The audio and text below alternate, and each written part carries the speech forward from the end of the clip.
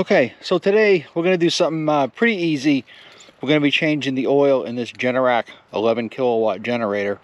I just got this in last year, and we've already put more than 25 hours on it. You're supposed to do the first oil change at 25 hours, but we lost power. You saw in the video, we lost it for like 5 days.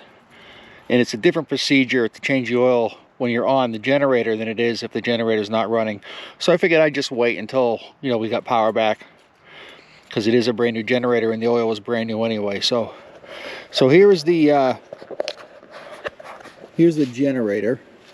I already got the front cover off. We got it unlocked, and there's just a few things you have to do, but just remember, always look at your manual, when you're going to do anything, and don't rely on a YouTube video. But this is just going to show you how I do it, and I've already gone by the manual to look at it. But there is a switch in the basement called the Mainline Disconnect, and what that is, that's the switch that actually gets thrown when the generator detects there's no power in the house. You'll hear a big clunk down there. You're supposed to check that. We don't need to check that because obviously the house is not on the generator right now, so that switch is open, meaning it's off. So we know that switch is open. If the generator was providing power to the house, that switch would be closed. We'd have to get down there and turn that switch so it's open. And then you also come up here and take the mainline disconnect switch, and you can throw that off. And what that does is that shuts the power off to go to the house. We don't want any power going to the house at all. So the next thing we do is we put this, I have it off right now, if you can see. Normally it would be ready to run, hours of protection. So what we're going to do is we're going to let this run for about a minute to get warmed up, then we'll change the oil. So if you go from auto to manual. Okay, so I let it warm up for a couple minutes. It's pretty straightforward changing the oil in this. You got the oil filter, oil fill, oil drain. Under here, under the top, let me move this up. Under here is the air filter, and then you have the battery. Now after the 25 hour mark, the first 25 hours, you're supposed to have the valve clearance checked on this.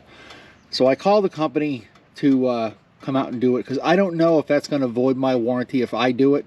So I don't know. I called them. They're supposed to be sending me a service contract. They want to charge $325 for the year. So you have priority if there's a problem during a storm, when if your generator has a problem. And for that $325, they come out and change the oil, they change the plugs, they check the valve clearance, they change the air filter, and they check the battery and the charging system. They do that once a year. So I don't know if that's worth it. I'm going to have to call Generac to find out if I do the valve clearance check myself, is that going to void a 7-year warranty I have on it? If so, then I'll have to get that company to do it. So, all right, so let's go with the oil change, because that's all we're doing today. I got my oil drain bucket here. So over here is the oil drain, and you just kind of pull that out. It has a thing to undo it, but I find it's easier just to do that. Then just unscrew this, so that we can open the oil fill cap a little bit and let some air to come on. I don't know why that's not coming out, but there it comes, slowly. But I mean, the oil doesn't look, it's a little brown, but put that over here and let that go. Well, can't do anything with that. That's just a plug, I guess.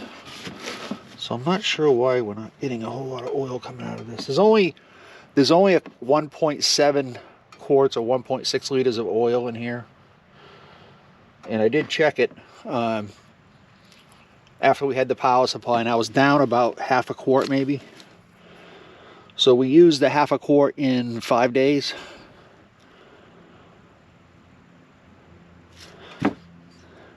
Yeah, so you can see on here it is kind of, it's not exactly clean, but it's not terrible either.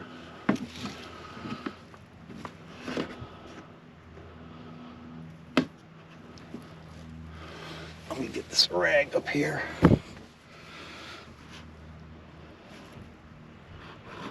So it's still coming out there.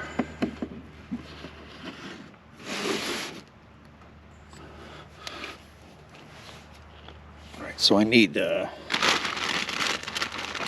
try to take it off with this.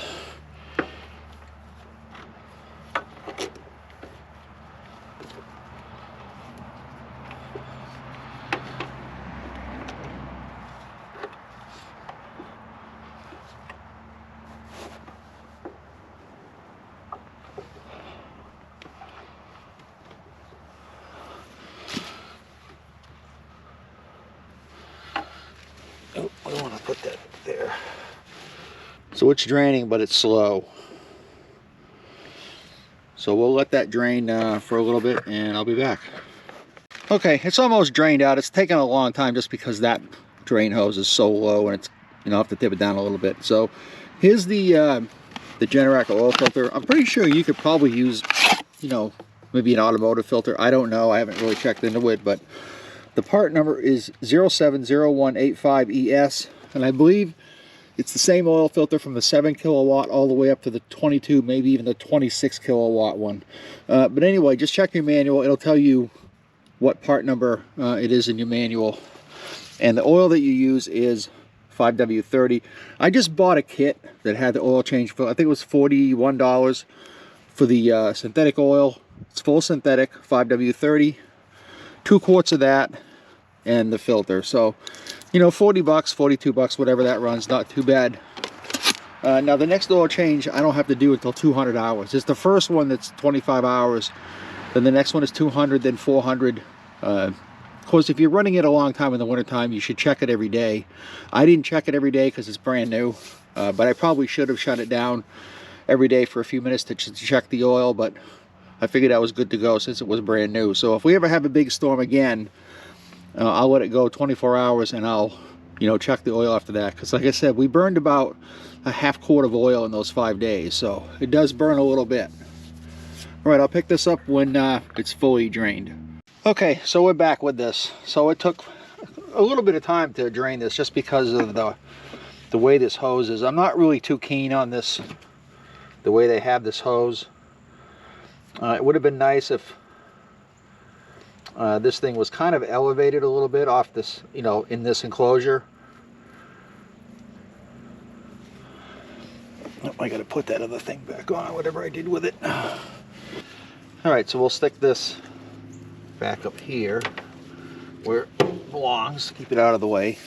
So the next thing to do is the oil filter. I always like to prime these, just like I do the bikes. I prime them, you know, like I fill it up. It makes it a little bit easier so the engine's not struggling so much to get some oil. So we'll fill this up a little bit anyway. And this will still be part of the 1.7 quarts. Take a little bit of oil and run it around the gasket. Same thing with that in there. Makes a nice seal. I've already wiped this off, but I'll do that again just to, you know, make sure there's nothing that's going to clog anything. So then we just put it on like that. And you just want it hand tight. There. All right, so now we got oil. Make sure there's nothing in this funnel. And then we can pour the rest of this in there.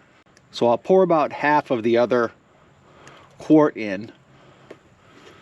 And then we'll check it, because you know it's not going to get every single drop of this out just because of the way that hose is. It's probably got still a little bit in there, but so we'll let that go. And in the back, over here in the back, I'll show you in the back.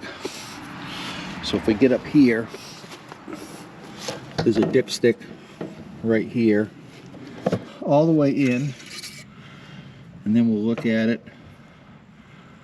And yeah, it's going to need some more. So let's finish with the second quart.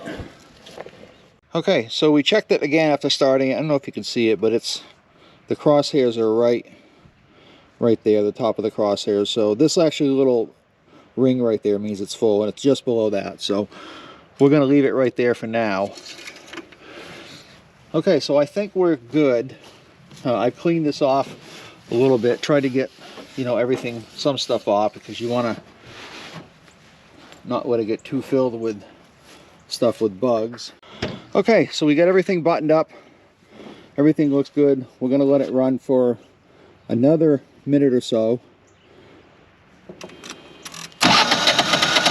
All right, so everything looks good. Cleaned it all up, got the front panel back on. The only thing we need to do now is to throw the generator disconnect on, so that way if we lose power, we'll get power to the house and then put it in auto mode.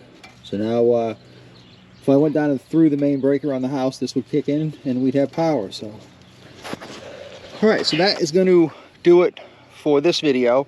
Just a quick little information video if you have a generator or Generac, how to change the oil. But just remember, to have any questions, always go to the manual. Don't rely on a YouTube video. Don't rely on what anybody tells you. Just go to the manual or call Generac yourself if you have any questions, because the generator is not something that you want to really fool around with. It can kill you. It's that simple. Don't forget to subscribe. Leave me some comments below. What do you think? Do you have a Generac? What do you think about it? Leave me some comments on it. Thanks for watching. I'll see you in the next video.